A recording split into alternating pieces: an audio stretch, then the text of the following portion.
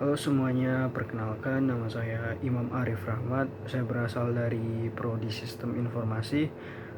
NIM saya H0712511093. Nah, apakah kalian pernah lagi asik ngoding, tiba-tiba muncul pesan error yang berwarna merah yang bikin pusing? Atau kodenya lancar tanpa error, tapi hasilnya itu malah aneh. Nah, di dunia pemrograman kita mengenal dua pilar penting, yaitu sintaks dan semantik. Biar gampang, di sini kita pakai analogi manusia. Kalau saya bilang saya makan nasi, itu benar secara urutan dan maknanya jelas. Tapi kalau saya bilang makan saya nasi, nah kalian mungkin akan bingung karena urutannya berantakan. Nah, inilah yang akan kita bahas pada kesempatan kali ini. Apa bedanya aturan penulisan dan arti di balik sebuah kode? Nah, yang pertama itu kita akan bahas tentang sintaks.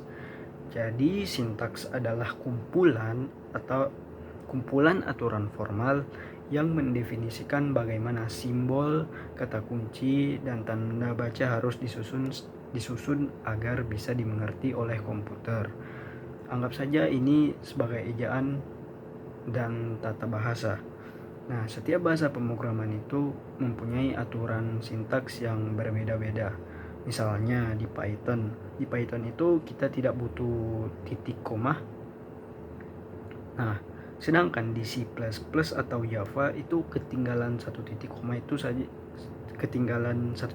itu bisa bikin bencana. Jadi di C++ atau Java itu kita sangat membutuhkan titik koma.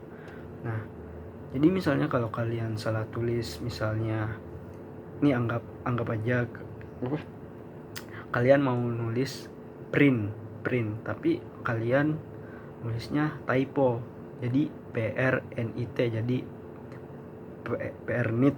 Nah, gitu. Yang seharusnya print.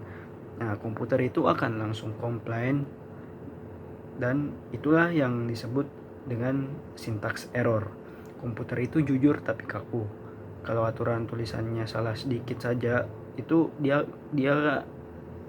sistem komputer itu tidak akan jalani perintah kita sama sekali. Nah, setelah kita memastikan tulisan kita benar secara sintaks, sekarang kita masuk ke tantangan yang sebenarnya, yaitu semantik. Nah, jika sintaks adalah bentuk, maka semantik adalah makna. Semantik berkaitan dengan hubungan antara simbol-simbol yang kita tulis dengan aksi yang sebenarnya dilakukan oleh komputer. Nah, disinilah letak perbedaan antara program yang sekedar bisa jalan dengan program yang bekerja dengan benar. Nah, masalahnya adalah komputer tidak tahu apa tujuan akhir kita. Komputer hanya melakukan apa yang kita perintahkan, bukan apa yang kita inginkan. Nah, contoh kasus yang pertama itu misalkan kesalahan operator. Misalnya, kalian sedang membuat aplikasi bank secara sintaks, kodenya itu saldo sama dengan saldo plus penarikan. Itu sempurna, tidak ada error, itu program berjalan lancar.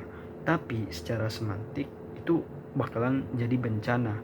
Seharusnya penarikan uang mengurangi saldo, tapi kalian malah menambahnya kayak garis kurung plus di dalamnya. Nah, program itu tidak akan protes, tapi uang yang ada di bank kalian itu akan habis karena logika yang terbalik.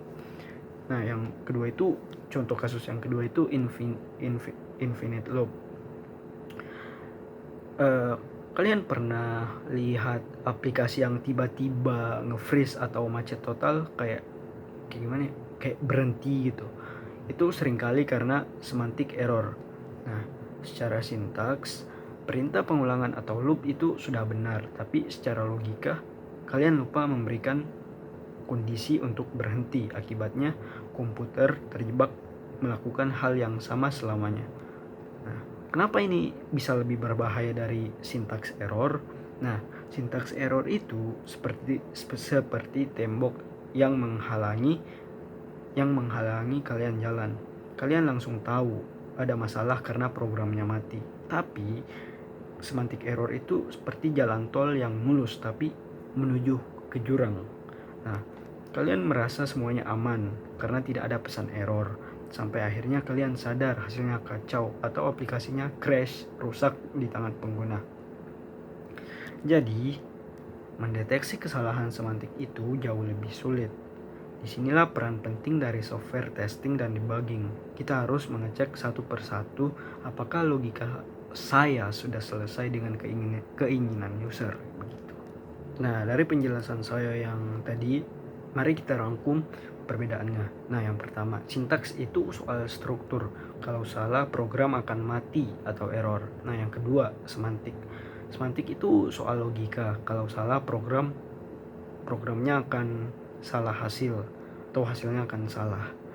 Nah, jadi sintaks dicek oleh compiler atau interpreter, sedangkan semantik biasanya hanya bisa dideteksi oleh kita sebagai manusia lewat proses testing atau debugging. Nah, memahami perbedaan keduanya bakal membantu kalian menjadi developer yang lebih teliti. Jangan cuma terpaku pada kodenya yang jalan, tapi pastikan juga kodenya itu benar. Di sekian penjelasan tentang sintaks dan semantik, kalau kalian punya pengalaman lucu gara-gara salah logika kode, tulis di kolom komentar ya. Sampai jumpa di video berikutnya. Semangat belajar ya. Wassalamualaikum warahmatullahi wabarakatuh.